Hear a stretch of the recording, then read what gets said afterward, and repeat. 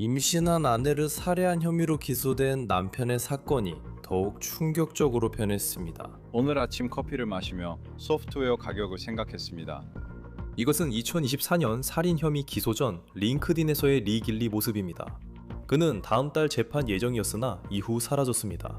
이제 전 세계 반대편에 있는 당국이 그를 구금하고 있습니다. 한 남자가 사형에 해당하는 살인 혐의를 받고 있으면서도 어떻게 나라를 탈출할 수 있었는지에 대한 이야기입니다. 로앤크라임에서 제공하는 사건을 다룹니다. 저는 크리스 스튜어트입니다.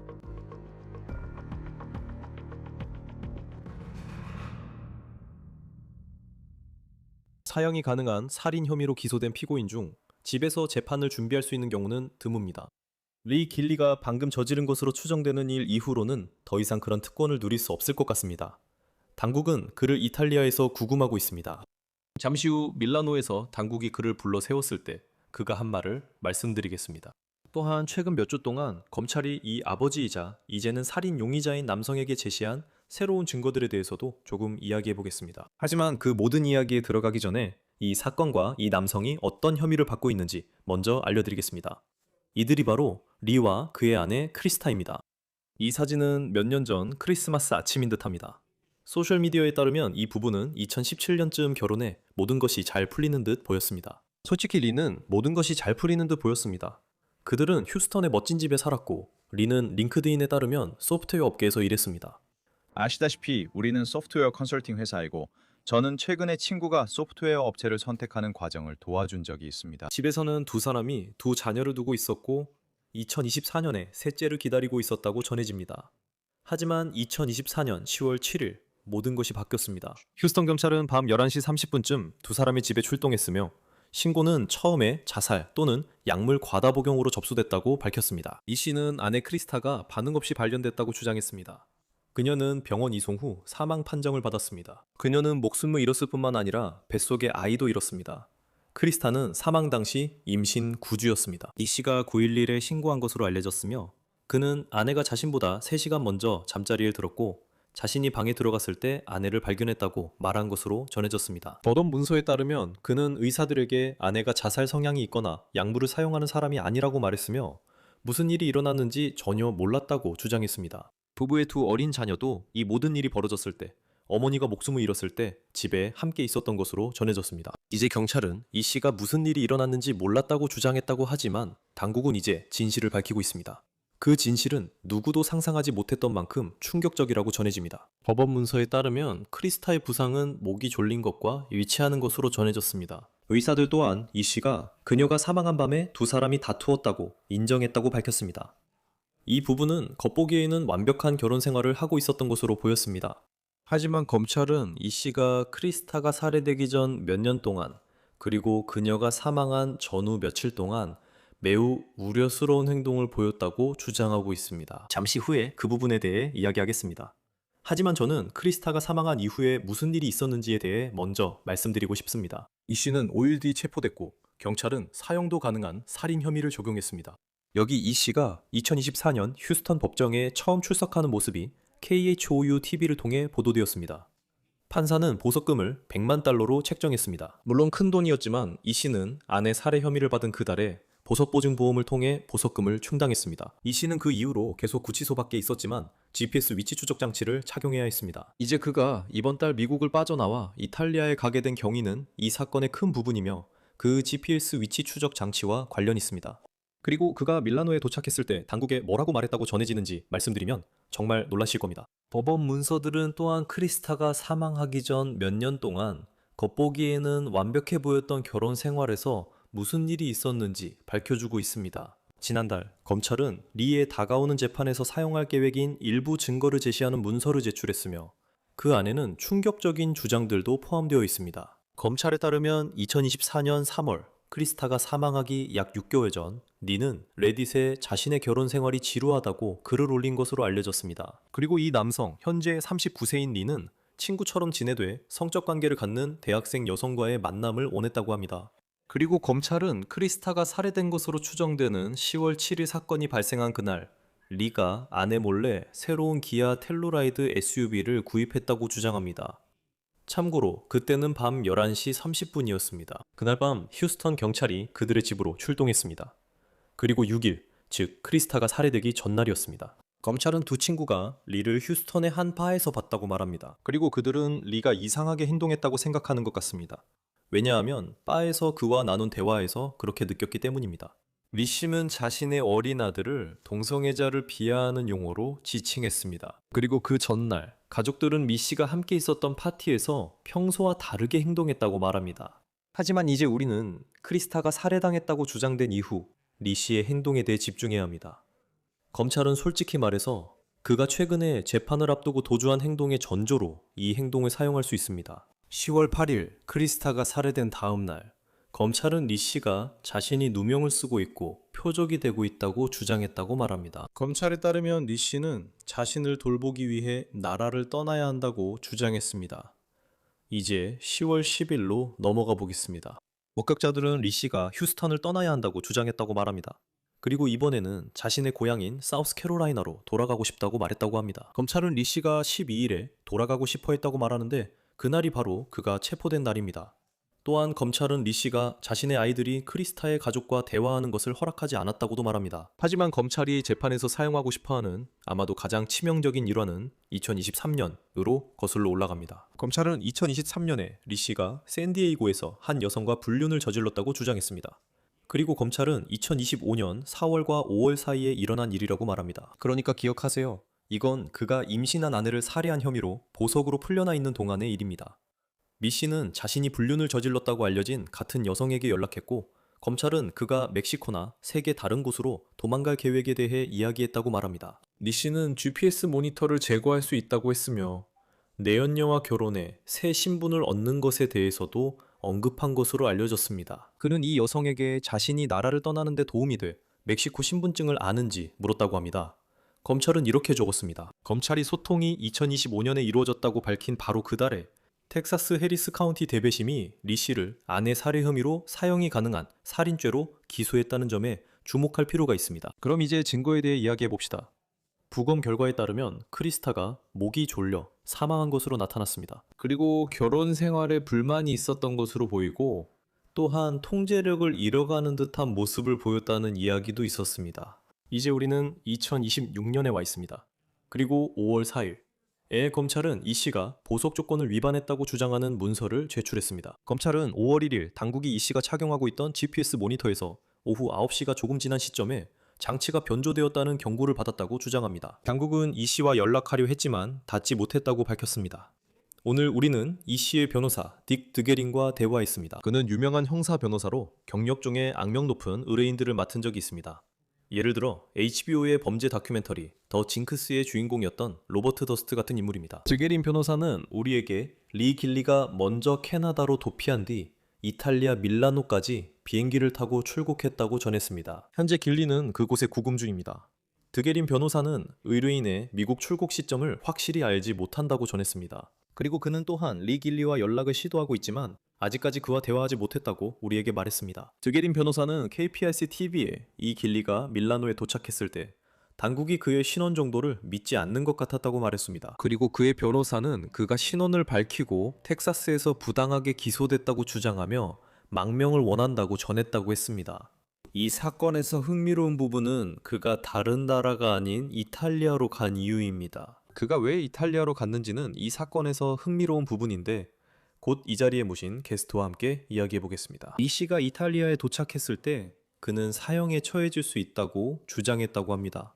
이 점을 꼭 기억해 두시기 바랍니다. 이 씨는 사형이 가능한 살인 혐의로 기소되어 있지만 디게린 변호사는 KPRC에 검사들이 이번 사건에서 사형을 구형하겠다고 말한 적이 없다고 밝혔습니다. 길리의 다음 재판 날짜는 6월 5일로 예정되어 있습니다. 이번 사건과 리 길리를 미국으로 송환하는 과정에 대해 더 이야기 나누기 위해 지금 저희와 함께하는 분은 형사 변호사 에릭 페디스입니다. 러앤드크라임에 항상 함께해 주셔서 감사합니다. 길리는 현재 이탈리아 밀라노에서 구금 중입니다. 그가 처음에 어떻게 이탈리아까지 갈 수 있었는지에 대해서도 할 이야기가 많지만 이제 그를 휴스턴으로 송환하는 과정은 어떻게 되나요? 네, 크리스. 이건 꽤 복잡한 송환 절차입니다. 텍사스 주뿐만 아니라 연방정부도 관여하게 될 것입니다. 이것은 사실상 외교적인 절차로 우리 연방정부가 이탈리아와 접촉해야 하는 과정입니다. 이탈리아가 피고인을 미국, 즉, 텍사스로 송환하는 데 동의하려면 충족해야 할 여러 가지 요건들이 있습니다. 그래서 제가 말씀드렸듯이 그것은 꽤 복잡한 절차입니다. 그리고 지금 그 목적을 위해 조치들이 취해지고 있을 것이라고 생각합니다. 그래서 그의 변호사는 자신이 알고 있는 바에 따르면 이 일이 어떻게 일어났는지에 대해 몇몇 지역 TV 방송국에 이야기합니다. 이글리시 씨는 어느 시점에 미국에서 캐나다로 비행기를 타고 가거나 캐나다에 도착한 뒤 이탈리아로 비행기를 탑니다. 정확히 언제인지는 불분명합니다. 그는 이탈리아의 검문소에 도착했는데 그의 신분증에 뭔가 이상한 점이 있다고 이탈리아 당국이 판단한 것 같습니다. 그리고 그때 이길리 씨는 자신이 미국에서 부당하게 기소되고 있다고 말하며 망명을 신청하고 싶다고 합니다. 요즘 망명에 대해 특히 정치적으로 많이 이야기하는데 이런 상황에서는 어떻게 되나요? 하지만 이런 상황에서 누군가 공항의 검문소에 나타나서 망명을 신청하고 싶다고 말하면 어떻게 되는 건가요? 대부분의 나라에서 망명을 신청하려면 단순히 나는 나를 상대로 한 형사 사건이 있고 억울하게 혐의를 받고 있다고 생각한다는 이유만으로는 충분하지 않습니다. 그 정도로는 아마 망명이 받아들여지지 않을 겁니다. 보통은 누군가가 서류를 제출해야 하는 공식적인 법적 절차가 있습니다. 박해를 입증해야 합니다. 종종 이는 민족이나 정치 집단에 대한 박해와 관련이 있습니다. 생명에 대한 위협이나 심각한 신체적 위해가 있어야 합니다. 이 모든 사항들이 문서화되어야만 수용국이 망명 신청을 처리할 수 있습니다. 하지만 단순히 나타나서 검문을 받고 저에게 부당한 혐의가 있습니다 라고 말하는 것만으로는 충분하지 않습니다. 네, 그래서 이제 그는 언젠가 미국으로 돌아올 것으로 우리는 예상합니다. 우리는 왜 그가 이탈리아로 갔는지 알지 못하지만 이탈리아는 미국과 꽤 괜찮은 관계를 맺고 있는 나라로 보입니다. 그러니까 어떤 종류의 장애물이 제 생각엔 그가 모스크바로 갔다면 미국으로 데려오기가 더 어려웠을 것 같아요. 이탈리아로 간 것과는 다르죠. 그가 간 나라가 바로 이탈리아라는 사실에 대해 특별히 눈에 띄는 점이 있나요? 크리스, 그 점에 대해 몇 가지 중요한 포인트가 있습니다. 보통 범죄인을 인도하지 않는 나라들이 있는데 제 이해로는 베트남이 그런 나라 중 하나입니다. 만약 어떤 사람이 베트남으로 간다면 다시 송환될 가능성은 거의 없습니다. 제가 생각하기에 그가 이탈리아를 선택한 이유는 이탈리아가 범죄인 인도에 있어서 조건이 있기 때문입니다. 만약 어떤 사람이 사형을 선고받을 가능성이 있다면 이탈리아는 그 사람을 인도하는데 훨씬 더 소극적일 수 있습니다. 그리고 제가 알기로 이탈리아는 그 사람이 사형에 처해질 수 있는 상황이라 하더라도 검찰이 사형을 구형하지 않을 것이라는 보장을 요구합니다. 이탈리아가 범죄인 인도 대상자가 사형에 처해지지 않을 것이라는 보장을 받게 되면 제 이해로는 그들은 범죄인 인도 절차에 훨씬 더 적극적으로 임하게 됩니다. 제 생각엔 그들이 이 피고인을 다시 송환할 것 같습니다. 그거 흥미롭네요. 왜냐하면 그의 변호사도 지금 이 시점에서 텍사스의 검사들이 이 사건에서 사형을 구형할지 여부를 아직 밝히지 않았다고 말했거든요. 그는 사형 가능한 살인 혐의로 기소됐습니다. 지금 이 시점에서 그가 사형을 걱정했다면 오히려 이탈리아에 도착한 사실이 그에게 유리하게 작용할 수 있을 것 같아요. 아마도요. 그리고 말씀드렸듯이 그가 이탈리아를 선택한 이유가 그 때문인 것 같아요. 관련 보도도 몇 개 읽었습니다. 제 인상으로는 이론적으로는 사형이 가능한 혐의임에도 불구하고 검찰이 사형을 구형하지 않을 것 같았어요. 검찰이 이탈리아, 우리는 이 사람에게 사형을 구형하지 않겠다는 편지를 쓴다면요. 그 정도면 아마 사형과 관련된 그 장애물을 극복하는데 충분할 거라고 생각합니다. 하지만 만약 이게 사형이 가능한 사건이고 그들이 사형을 구형하고 있었다면 이 사람에게 더 많은 빠져나갈 구멍이 있었을 것이고 그가 이탈리아에 남아있을 가능성도 더 컸을 겁니다. 하지만 제 생각에 이런 상황에서는 그럴 가능성은 낮아요. 네, 확실히 흥미로운 구도네요. 고디스 재판에서 이 일이 어떻게 작용할지, 앞으로 어떻게 될지 이야기하기 전에 그는 GPS 모니터를 착용 중이었는데도 어떻게 이동할 수 있었는지 궁금합니다. 혐의를 생각하면 분명히 모니터를 벗었던 것 같습니다. 제가 검문소를 언급해서 놀라셨나요? 그리고 그가 캐나다에 갔더라도 직접 운전했는지는 몰라요. 그 점은 우리가 잘 모르죠. 하지만 그는 어떻게든 국경을 넘어서 텍사스를 빠져나와서 이탈리아까지 갈 수 있었어요. 그가 이탈리아에 도착했을 때 현지인들은 신분증이 수상해 보였지만 그 전엔 제지나 경고가 없었다는 겁니다. 크리스, 그가 그 전에 멈춰지지 않았다는 게 놀랍네요. 그가 바다를 건너 제 고향 이탈리아까지 갔다는 게 정말 놀랍습니다. 보통은 특히 GPS 위치 추적 장치를 떼어내면 그걸 감독하는 기관에 알림이 전송되거든요. 대부분 그런 경우에는 아주 빠르게 그 사람에 대한 체포영장이 발부됩니다. 그리고 어떤 사람이 여행을 할 때, 특히 해외로 나갈 때는 입국하는 사람들 중에 체포영장이 발부된 사람이 있는지 확인하는 공무원들이 있어서 그런 경우에는 종종 그 사람이 제지당하곤 합니다. 크리스, 저도 체포영장이 없는 보호관찰 중인 의뢰인들이 있었어요. 그들은 단순히 여행을 하고 있었고 여행 허가를 내린 법원 명령도 가지고 있었습니다. 그리고 그들은 오랜 시간 동안 제지당하고 신문을 받았습니다. 그래서 그가 이탈리아까지 무사히 간 것은 저에게 꽤 놀라운 일입니다. 네, 정말 그래요. 왜냐하면 GPS 위치 추적 장치가 있었고 아마도 오후 9시쯤에 뭔가 이상 신호가 감지된 것으로 알고 있거든요. 어느 날 밤에 그런 일이 있었지만 그가 거기까지 운전해서 갔다고 해도 뭔가 경보가 울렸을 거라고 생각하잖아요. 그 상황에 대응할 시간은 충분했을 텐데 이제 그가 구금되었으니 결국 다시 돌아올 거예요. 이 사건이 재판에 회부된다면 이 남성이 이런 혐의로 기소된 사실과 곧 이야기하게 될 증거들이 배심원들이 그를 바라보는 시각에 어떤 영향을 미칠까요? 제 생각에는 두 가지 해석, 두 가지 관점이 있을 수 있습니다. 하나는 검찰 측이고 하나는 변호인 측입니다. 검찰은 이것이 자신의 범행을 의식한 정황이라고 말할 것입니다. 이 사람은 아주 중대한 살인 혐의로 자신을 둘러싼 압박이 점점 거세지고 있다는 것을 알고 있었습니다. 그리고 도망치려고 했고 도주하려고 했으며 관할 구역을 벗어나려고 했습니다. 자신이 잘못한 일을 했다는 걸 알고 있었고 유죄 판결을 받을 가능성이 높다는 것도 알고 있었기 때문에 잡히지 않으려고 했던 겁니다. 그래서 그는 자신이 유죄라는 걸 알고 있었던 겁니다.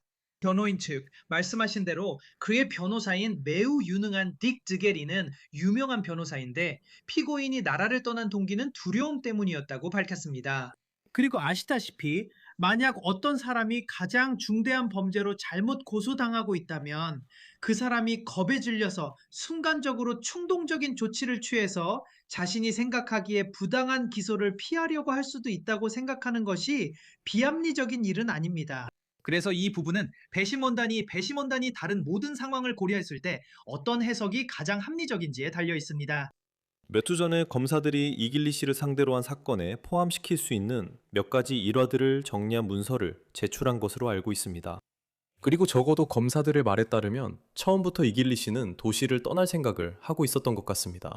알다시피 이길리 씨는 사건이 있고 하루 이틀 만에 텍사스를 떠나서 사우스캐롤라이나로 돌아가거나 아니면 다른 나라로 가는 것에 대해 언급한 적이 있습니다. 그리고 물론 2025년에 이길리 씨가 이 혐의로 기소되자마자 그는 자신의 소위 내연 영화 멕시코나 다른 곳으로 갈 수도 있다고 이야기하고 있습니다. 이 모든 상황이 그가 실제로 나라를 떠났다는 의혹과 어떻게 연결되는 건가요? 만약 제가 검사라면 이런 것들은 재판에서 배심원들에게 꼭 보여줄 만한 중요한 증거입니다. 왜냐하면 이것이 그 사람의 마음속에서 무슨 일이 일어나고 있었는지를 보여주기 때문이죠. 그리고 검사의 입장에서는 제가 말했듯이 이것은 자신이 유죄라는 걸 알고 있었다는 정황입니다. 이건 자신이 유죄라는 걸 알고 평생 감옥에 갇히는 최악의 결과를 피하려고 하는 사람의 행동입니다. 그리고 그는 관할 구역을 벗어나 도망치거나 자신의 나라를 떠나고 여러 다른 나라를 고려하는 듯 극단적인 조치를 취할 의향이 있습니다. 배심원들이 이런 점을 볼 때 이 사람이 완전히 박해를 받고 억울하게 누명을 썼다고 생각하기보다는 자신이 유죄라고 생각해서 도망치려 했다고 결론 내릴 가능성이 더 높다고 생각합니다. 그래서 그 사람이 그런 행동을 한 거죠. 그가 억울하게 누명이라면 설득력 있는 변론 등 다른 방법도 있었을 겁니다. 그리고 변호 측과 관련해서 그는 유명한 변호사를 선임했습니다. 이 변호사는 이전에도 이런 사건들을 다뤄본 적이 있는 사람입니다. 제가 보기엔 실제 범죄 사건에서 사람들은 불륜 의혹이나 문서 내용을 듣고 댓글에 저 사람이야 라고 말합니다. 하지만 실제로 그랬는지는 알 수 없고 그는 무죄로 추정됩니다. 하지만 검사 입장에서는 그런 사실이 있으면 2023년에 이 사람이 아내를 두고 바람을 피웠다고 말할 수 있습니다. 그리고 그는 다시 그 사람과 계속 대화를 이어가는데 이런 가정폭력 사건에서 불륜과 관련된 부분이 얼마나 강력한 증거가 될 수 있는지 궁금합니다. 크리스, 배심원들이 그걸 보고 이 사람이 아내를 죽일 동기가 뭐였을까라고 생각할 위험이 분명히 있습니다. 글쎄요, 아마도 동기는 그가 다른 사람과 함께 있고 싶었기 때문일 수 있습니다. 그리고 이혼이나 별거 혹은 더 전통적인 방법 대신에 그는 극단적인 수단을 택했습니다. 배심원단은 그 점을 보고 이게 동기와 관련이 있다고 생각할 수도 있다고 봅니다. 이 남자가 아내를 없애고 싶어 하는 이유는 새로운 사람과 함께하고 싶어서일 수 있습니다. 물론 반론도 있지만 배심원단이 그렇게 볼 위험이 있다고 생각합니다. 왜냐하면 기소장을 보면 의사들은 이 여성이 목이 졸려 사망했다고 믿고 있습니다. 그리고 분명히 이를 보여줄 의학적 증거와 부검 결과도 있다고 합니다. 그리고 형사 변호사로서 그런 상황을 마주할 때, 특히 의학적 증거가 있을 때 어떤 생각이 드는지 궁금합니다. 왜냐하면 한편으로는 그가 결혼 생활에 지루함을 느꼈을 수는 있지만 그렇다고 해서 아내를 죽였다는 의미는 아니라고 말할 수도 있기 때문입니다. 그녀가 목이 졸려 사망한 것처럼 보일 때, 그런 상황에서 의뢰인을 변호할 때 어떻게 반박하십니까? 한 가지 유의해야 할 점은 검찰 측에도 그들만의 전문가들이 있고 그들과 이야기를 나눈다는 것입니다. 때로는 그들과 개인적 관계가 있을 때도 있습니다. 이 전문가들이 반드시 100% 공정하다고 할 수 없으며 종종 결과에 이해관계가 있습니다. 종종 그들은 특정 증거를 바라보는 자신만의 시각이 있어서 그것이 해석에 영향을 미칩니다. 교살이라는 것도 하나의 의견일 뿐입니다. 그것은 한 의학 전문가의 의견일 뿐입니다. 하지만 변호인 측도 자체 교살 전문가를 고용하거나 자체적으로 부검을 다시 의뢰하는 경우도 많습니다. 샘춘 조사를 진행하기 위해서죠. 그리고 잠깐만요 라고 말할 수도 있습니다. 첫 번째 교살에 대한 의견이 XYZ로 잘못됐다고 주장할 수 있습니다. 그래서 사람들이 이런 법의관 보고서를 들으면 진실이가 생각하는 것 같습니다. 저건 의학적 사실일 거야. 그리고 꼭 그런 것은 아닙니다. 네, 제 말은 전혀 다른 상황에서도 마찬가지라고 생각해요. 제프리 앱스타인, 대표적인 예죠. 어떤 경우에는 한 가지 일이 일어났다고 하지만 또 다른 사람들은 아니라고 하기도 하죠. 오늘 이 이야기에서 그 복잡한 문제를 파고들지는 않을 거예요. 그는 재판을 받을 예정입니다. 저는 지금 휴스턴의 KPRC를 보고 있어요. 6월 8일, 이 마지막으로 정해진 재판일이었어요. 그가 이탈리아에 있고 송환 절차도 필요하니 그가 저지른 일로 인해 여러 장애물이 있을 수 있습니다. 그러니까 앞으로 일정이 어떻게 될 거라고 생각하세요? 네, 좋은 질문입니다. 이탈리아가 보고 싶어 하는 것은 고소장에 어떤 혐의들이 적혀 있는지 확인하는 것이고 아마도 상당한 이유가 있다는 것을 뒷받침하는 진술서도 보고 싶어 할 겁니다. 그들은 이 남자에게 불리한 상당한 증거가 있다는 확신에 원할 겁니다. 알다시피 종종 범죄인 인도 과정에서 만약 인도를 받는 국가가 상당한 이유가 없다고 판단하면 인도를 받는 국가가 이봐요 라고 말하면 나는 이 기소를 뒷받침할 증거가 충분하지 않다고 하면 범죄인 인도가 더 어려워질 수 있습니다. 그래서 정부가 자료를 제공해야 하며 이탈리아는 검토해야 합니다. 그들은 구금 중인 살인 혐의자를 다른 나라로 송환하기 위한 실무적 준비를 해야 합니다. 제 생각에는 몇 주가 걸릴 것 같습니다. 재판 날짜가 연기될 가능성이 있습니까? 저는 그럴 가능성이 충분히 있다고 생각합니다. 마지막으로 그는 체포 당시 사형이 가능한 살인 혐의로 기소되어 첫 법정에 출두했습니다. 보석금은 100만 달러로 책정됐고 그는 100만 달러의 보석 보증을 세우고 풀려날 수 있었습니다.